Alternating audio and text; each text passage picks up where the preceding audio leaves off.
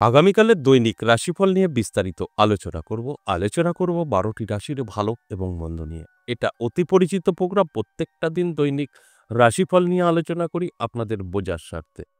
অর্থাৎ আপনারা যদি জানতে পারেন আগামীকাল দিনটি আপনার কেমন যাবে, আপনি সেইভাবে চলতে পারবেন। ধরুন নেগেটিভ কিছু বললাম, সেটা আপনার জীবন থেকে দূর করতে পারবেন। অবশ্যই ভালো থাকতে পারবেন। যদি পজিটিভ কিছু বলি, সেটা খুব দ্রুতগতিতে আপনার জীবনে এপ্লাই করে সুন্দরভাবে জীবনযাপন করতে পারবেন। আমরা যদি জানতে পারি আমাদের ভালো এবং খারাপ সময়, সেটা আমরা কন্ট্রোল করতে পারি। বাস এই কথা মাথায় রেখেই এই আলোচনাগুলো করি এবং প্রত্যেকটা দিন বলি, এই আলোচনা করার উদ্দেশ্য একটাই, আপনাদের অ্যালার্ট করা। যতটা সময় আপনারা নষ্ট করবেন, ততটাই কিন্তু পিছিয়ে পড়বেন। আর যদি অ্যালার্ট হয়ে গিয়ে আপনার জীবনটা সুন্দর করে গুছিয়ে নেওয়ার জন্য চেষ্টা করেন, সেখানে 100% সাকসেস পাবেন। অবশ্যই আলোচনা থাকবে। তার আগে আগামী কাল দিন সম্পর্কে বিস্তারিত বলি, তারপর রাশি ধরে ধরে বলব কোন রাশির খারাপ, কোন রাশির ভালো। কারণ ১২টি রাশির তো সকলেরই ভালো থাকতে পারে না, আবার ভালো সকলেরই যেরকম ভালো থাকতে পারে না, আবার সকলের খারাপ থাকতেও পারে না। কিছু ভালো, কিছু খারাপ, কিছু ভালো, কিছু খারাপ, এইভাবেই আমাদের জগতে সংসার চলছে। আগামীকাল ৬ মে মঙ্গলবার, নবমী তিথি, মঘা নক্ষত্র, ধ্রুবজ ও জন্মরাশি সিংহ। এবার ১২টি রাশিকে নিয়ে আলোচনা করব। এক একটা রাশি ধরে ধরে বলবো কোন কোন দিক থেকে সফলতা, কোন কোন দিক থেকে কিছুটা পিছিয়ে পড়তে পারেন, সবটাই বোঝানোর চেষ্টা করব। তার আগে আমার সাথে কিভাবে যোগাযোগ করবেন সেই বিষয়টা একটু বলে নিই। নমস্কার, জয় মা কামাখ্যা, জয় মা তারা। আমার সাথে আপনারা সরাসরি যোগাযোগ কিভাবে করবেন, সামনাসামনি বসে কথা কিভাবে বলবেন, কোথায় এই যোগাযোগটা হতে পারে, সেই বিষয়টা নিয়ে আমি প্রত্যেকটা দিনই বলি, আজও বলব। যদি মনে হয় আপনার প্রয়োজন আছে, আপনি নানাভাবে সমস্যায় জর্জরিত আছেন, সেটা হতে পারে আপনার পারিবারিক, হতে পারে কর্মক্ষেত্রে, হতে পারে শত্রু, যে কোনো কিছু হতে পারে। কিন্তু আপনি সঠিক জায়গা খুঁজে পাচ্ছেন না, আসতে পারেন তারাপীঠ এবং আমার মন্দির, নদিয়া বীরনগর। তারাপীঠ আপনি ইংরেজি মাসের শুরু এবং শেষ পেয়ে যাবেন। এই মে মাসে ৯ তারিখ ১০ তারিখ তারাপীঠ পেয়ে যাবেন। খুব সময় অল্প। যদি মনে হয় আমার প্রয়োজন আছে, অবশ্যই নামটা লিখে নেবেন। যদি মনে হয় আমার প্রয়োজন, আমি যাব, তাহলে হোয়াটসঅ্যাপে এসে ভয়েসে বা লিখে বলবেন। ওই তারাপীঠের কন্ট্যাক্ট নাম্বার এবং অ্যাড্রেস আপনি পেয়ে যাবেন। ওই কন্ট্যাক্ট নাম্বারে আপনি সরাসরি কল করে নাম লেখাতে পারবেন। ওটা হোয়াটসঅ্যাপ নয়, সরাসরি কলই হবে। কল করবেন, আপনার নামটা লিখে দেবেন, আপনাকে গাইড করে নেবে। ওই কল সবসময় খোলা থাকে এবং আপনাকে প্রত্যেকটা ফোন রিসিভ করবে। আপনার ওই আমার লজ বা হোটেল পর্যন্ত নেওয়ার দায়িত্ব সম্পূর্ণ তারই। আপনাকে একদম সুন্দরভাবে গাইড করে নিয়ে যাবে। কোনো রকম আপনি খুঁজে পাবেন না, এরকম বিষয় নেই। এবার যদি মনে হয় না আমার মন্দিরে আসতে চাইছেন, সেক্ষেত্রে আপনাকে সপ্তাহে ৩ দিন আসতে হবে। সোম, মঙ্গল, বুধ। এটা নদিয়া বীরনগর। এটার ক্ষেত্রেও একই। আপনার যদি মনে হয় আমি আসবো, দেখা করব, তাহলে হোয়াটসঅ্যাপ ভয়েস বা লিখে বলবেন। এই বীরনগরের অ্যাড্রেস, কন্ট্যাক্ট নাম্বার আপনি পেয়ে যাবেন। খুব সহজেই চলে আসতে পারবেন।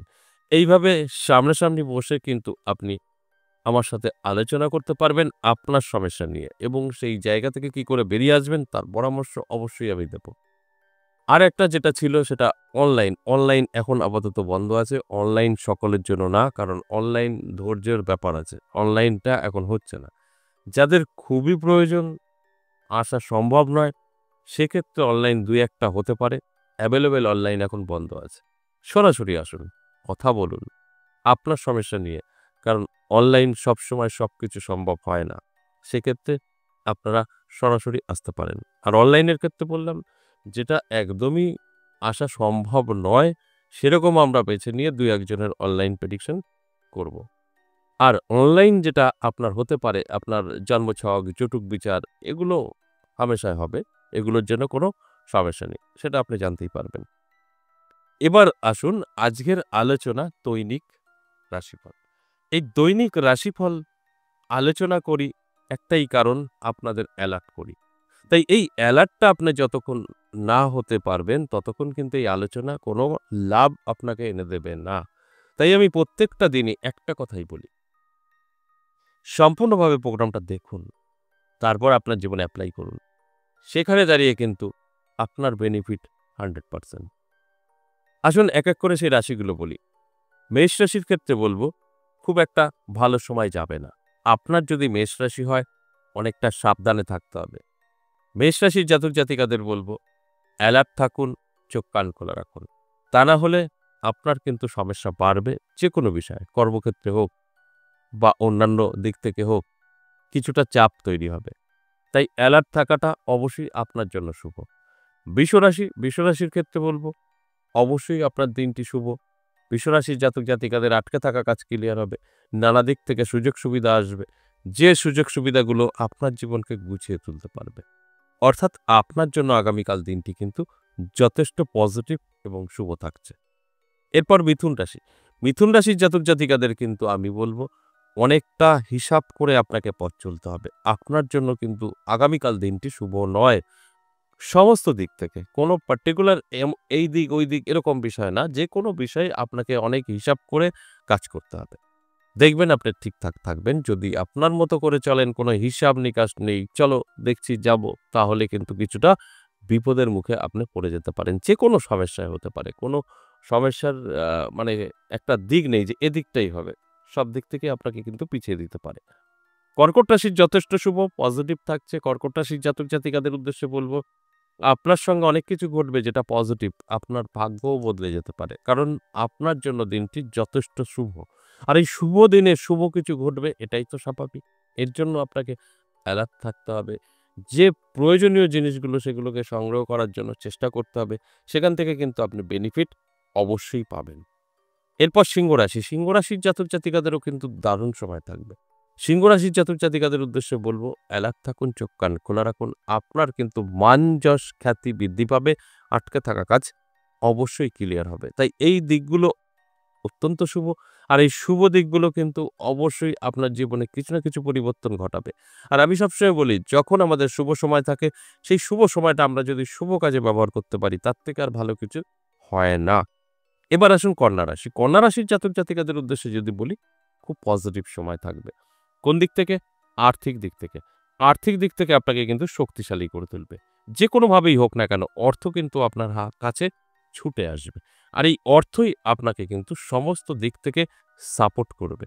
তাই আমি বলব, কন্যা রাশির জাতক জাতিকাদের অ্যালার্ট থাকতে, চোখ কান খোলা রাখতে এবং পরিশ্রম করতেই হবে। তারপরে কিন্তু ফলটা আমরা পেতে পারি। এরপর তুলা রাশি। তুলা রাশির জাতক জাতিকাদের কিন্তু একটু মুখটা কন্ট্রোল করতে হবে। মানে আপনার ভাষাই আপনাকে বিপদে ফেলতে পারে। তাই আগামীকাল একটু ভাষাটা ঠিক রাখার চেষ্টা করবেন। আপনার বেভাস ভাষায় আপনার সাথে অনেক রকম সমস্যা তৈরি করে ফেলতে পারে। সম্পর্ক তো অবশ্যই, অন্যান্য কিছু হতে পারে। তাই এই মুখটা একটু কন্ট্রোল করলে আপনার জন্য দিনটি শুভ। আর তা না হলে আপনার দিনটি খারাপ। এবার আপনার উপরে সবকিছু নির্ভর করবে। আমি বলে দিলাম, বোঝানোর চেষ্টা করলাম, তারপরের দায়িত্ব তো আপনার। আপনি কিভাবে আপনার দিনটি কাটাবেন। তাই অ্যালার্ট থাকুন এবং যে কথাগুলো বললাম এগুলো একটু এড়িয়ে চলুন। বৃশ্চিক রাশির জন্য বলব শুভ। বৃশ্চিক রাশির জাতক জাতিকাদের কিন্তু যথেষ্ট পজিটিভ থাকছে। যেকোনো কাজে সাকসেস আসবে। আপনার দুশ্চিন্তা কাটবে। ঋণ শোধ হওয়ার রাস্তা আপনি খুঁজে পাবেন। অর্থাৎ সবটাই কিন্তু পজিটিভ। তাই এই পজিটিভ দিকগুলো আমরা যদি পজিটিভভাবে ব্যবহার করি, সেখানে কিন্তু কোনো রকম খারাপ কিছু ঘটার সম্ভাবনাই থাকে না। এরপর ধনু রাশি। এই ধনু রাশির জাতক জাতিকাদের কিন্তু দারুণ সময়।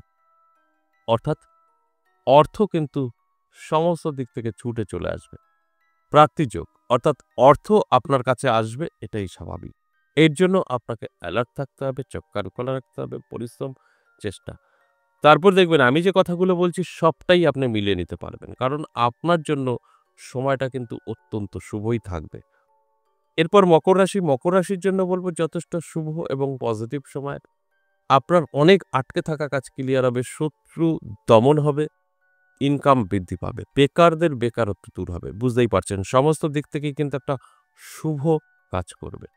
কুম্ভ রাশির জন্য বলব সাবধান থাকুন। শত্রু বৃদ্ধি পাবে, হঠাৎ উটকো ঝামেলায় ফেঁসে যেতে পারেন। আপনার কাছের কেউ আপনার ক্ষতি করতে পারে। সেটা আপনার বন্ধু-বান্ধব হতে পারে, আপনার আত্মীয়স্বজন হতে পারে। সেখান থেকে আপনাকে কিন্তু অবশ্যই দূরে থাকতে হবে। তা না হলে কিন্তু আপনি ক্ষতির মুখে পড়ে যেতে পারেন। কারণ আপনার সঙ্গে আগামীকাল দিনটি খুব একটা ভালো কাটবে না। আপনার এই ক্ষতির সম্মুখীন হতেই হবে। যদি আপনি না চান তো চাইলে এগুলোকে এড়িয়ে যেতে পারবেন। ভীষণ ভালো থাকতে পারবেন। সর্বশেষ মীন রাশি, প্রাপ্তিযোগ। মীন রাশির জাতক জাতিকাদেরও কিন্তু যথেষ্ট শুভ সময় থাকবে, পজিটিভ সময় থাকবে। নানা দিক থেকে অর্থ আকর্ষিত হবে। আর এই অর্থ আকর্ষিত হওয়াটা আপনি যদি ধরে রাখতে পারেন তাহলে কিন্তু লাইফ বদলে যাবে। এই ধরে রাখাটাই অনেকের সম্ভব হয় না। তাই আমি আপনাদের অ্যালার্ট করব, একটু এই শুভ সময়টা শুভ কাজে ব্যবহার করুন। দেখবেন পজিটিভ আপনার জীবনে প্রবেশ করবে। এই যে আলোচনা করলাম ১২টি রাশিকে নিয়ে, সম্পূর্ণ এভারেজ এবং সর্বজনীন। এখানে কারোর ব্যক্তিগত জন্মছক বা হস্তরেখা বিচার বিশ্লেষণ করে আলোচনা করা হয়নি। তো সেক্ষেত্রে দাঁড়িয়ে যদি আপনি সঠিকভাবে আপনার সাথে মিলিয়ে নিতে পারেন, আমার কথাগুলো সবটাই কিন্তু মিলবে। আজ এ পর্যন্তই, আবারও আসবো নেক্সট ভিডিও নিয়ে। ততক্ষণ ভালো থাকুন। নমস্কার।